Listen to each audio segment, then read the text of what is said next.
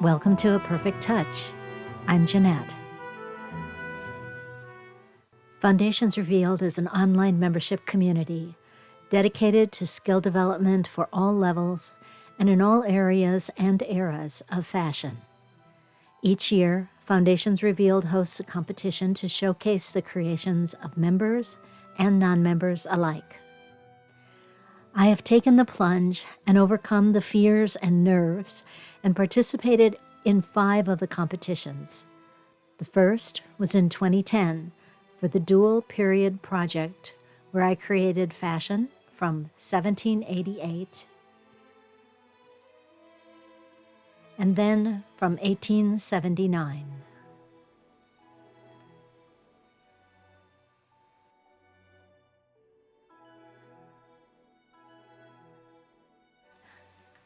In 2018, the competition theme was insects, and I created the Edwardian blue butterfly.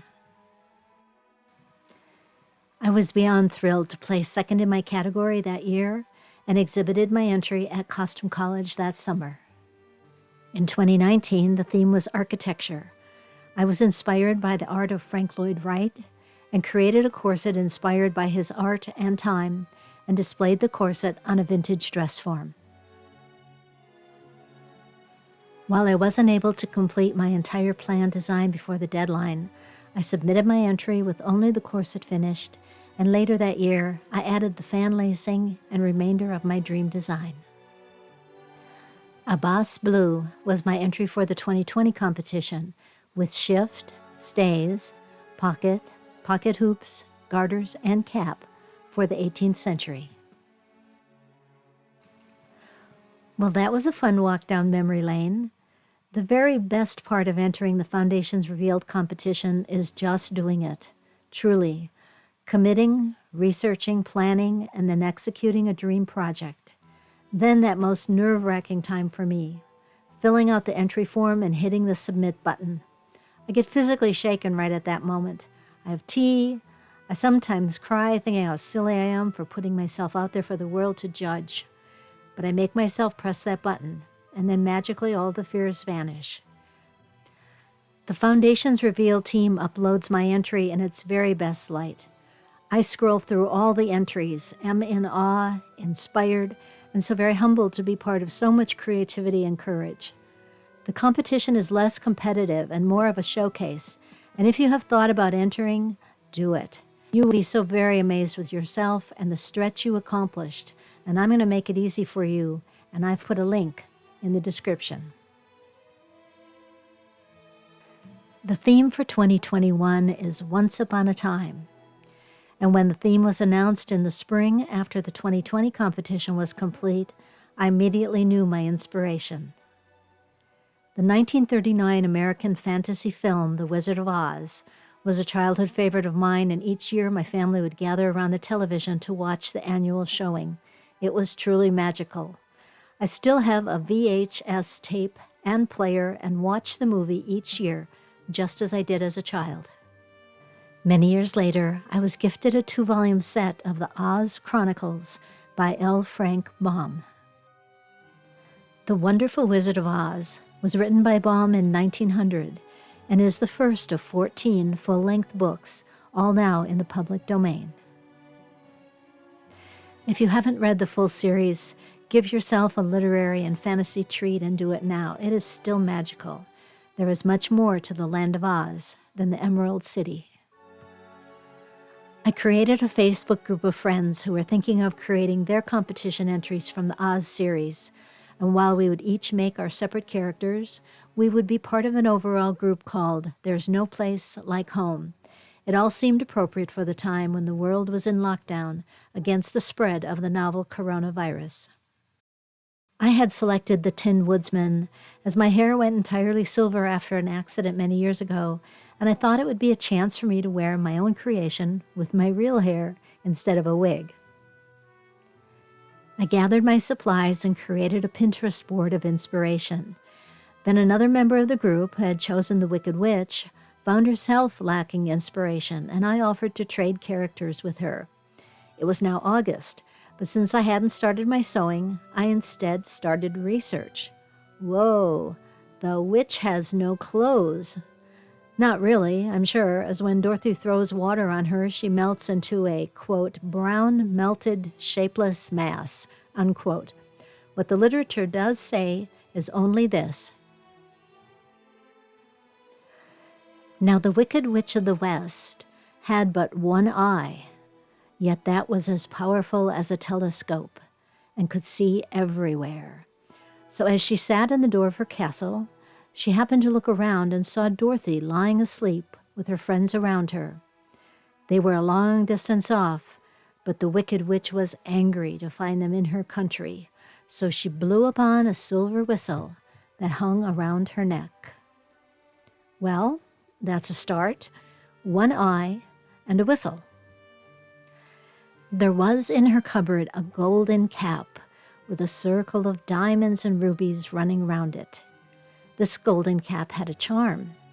Whoever owned it could call 3 times upon the winged monkeys, who would obey any order they were given. But no person could command these strange creatures more than 3 times. Now we know about the golden cap. The book also says that Dorothy followed her through many of the beautiful rooms in her castle. So the Wicked Witch appreciates beauty. Perhaps she appreciates beautiful clothes as well. But that is all we know, other than she is aquaphobic and is afraid of the dark, which is why she cannot steal the silver shoes from Dorothy's feet during the night. And she melts just several pages later and is not heard from again, which means I don't have much solid inspiration, which also means I can clothe the Wicked Witch in most any way I choose. And I choose an inspiration from Sedeptra on DeviantArt, which has inspired and haunted me since she released it in November 2015. Being a bit of a cowardly lion myself, I finally summoned the courage to write her, to ask her permission to recreate the art. And she says yes. I'm thrilled and I'm scared, all at the same time. I have printed, enlarged, studied, and gathered supplies for my execution of this amazing art piece. I'll share photos here of my supplies with your and my understanding that anything could change at any moment, as I have no good experience with anything I'm doing but a base hat and the skirt. Everything else will be learning and doing as the project progresses. And this project feels a bit overwhelming. Well, more than a bit. So I have broken it down into manageable pieces. First, the underskirt. The fabric I chose is a faux taffeta in purple and black shot with a beautiful drape. I'm using the truly Victorian fantail skirt pattern and will add the train as I purchased enough fabric to reuse the skirt and sew a bodice and overskirt later. Next, the corset. I've purchased the downloadable Colette pattern by Corsets by Caroline. It has that beautiful point in front, laces only in the back, and has a back and bust option that will allow enough support to hold the draped overskirt. Attaching the overskirt to the lower edge will give me the full hips that I will further enhance with hip pads, and it will minimize the bulk at the waist. Rather than find a patterned matching fabric, I will applique these designs to the corset panels. The gathered bust portion will attach to the corset upper edge and straps. The next part of the project I'm calling the shrug. It will consist of the sleeves attached to a short jacket with front, back, and shoulders and standing collar. The shoulders will be further enhanced with shoulder pads with piped edges, a gathered upper attaching to the sleeve, and applique on the shoulder pieces. The sleeves will be made with a striped silk organza, and the remainder made with the purple-black shot faux taffeta. And now for that amazing, incredible, fantastical, glorious hat. I just can't get enough of this hat. Where do we start? With a hat base, as with everything in this project, I had printed the art and then worked out a scale relative to my height. The hat has an oval rather than round appearance, and I'll use Lynn McMaster's Universal Oval brimmed hat pattern. I've made this pattern before, and it's fabulous. I will have to enlarge the size to create the extreme upturn and space for all the embellishments. Supplies here will be 2-ply buckram and millinery wire. The entire hat will be covered with the purple-black shot faux taffeta. The underbrim will be gathered and embellished with an applique with cut steel beading. The hat is large and carries a lot of embellishment, which means I have to keep weight down wherever I can. A floral foam cone will be a great base for extending the crown to create the twist and turned down peak. Some floral foam glue and more millinery wire will help build the movement into the spire. Double-sided purple satin ribbon and ivy are used throughout the hat. Then there are books. Again, to keep weight to a minimum, I will use foam pieces covered with parchment paper at the edges, fabric on the covers, and a printed replica of the covers of my actual books to add an authentic graphic to the books. The black roses will be made from black ribbon and floral wire, and the pages and scrolls from the parchment paper. Small crystals will be hung from gunmetal-colored chain on the underside of the brim. And now for those magnificent and completely scary-to-make candles. My idea is to use a paper tube stuffed with tissue, leaving a well for these battery-operated tea lights. A costuming friend told me that the candle drips can be created using a glue gun.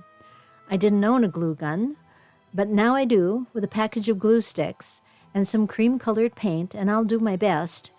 But if I'm not happy with the glue, I can always use royal icing and a number 12 Wilton tip, because I do know about royal icing.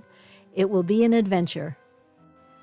You've already seen most of the items that will be used in the broom. I found a 60-inch pole in the barn, which will be stained and fitted with parchment paper, satin ribbon, and ivy. There are several pages on the broom with writing, and I will copy the Wicked Witch's tale from my copy of the Oz Chronicles book and use my fountain pen with purple ink. And when I'm done, I'll probably hang this broom on my sewing room wall when the competition is over because, in case I need to make a quick getaway. To be true to L. Frank Baum's description of the Wicked Witch of the West, I have found a silver whistle, but I promise I'll not use it to call in any wolves, crows, or bees. The clock is ticking toward the deadline for my entry. I will take photos and video during the process and share them in February. Until then, I'll be locked away in my sewing tower or sewing room. So close your eyes and repeat after me. There's no place like home. There's no place like home. There's no place like home.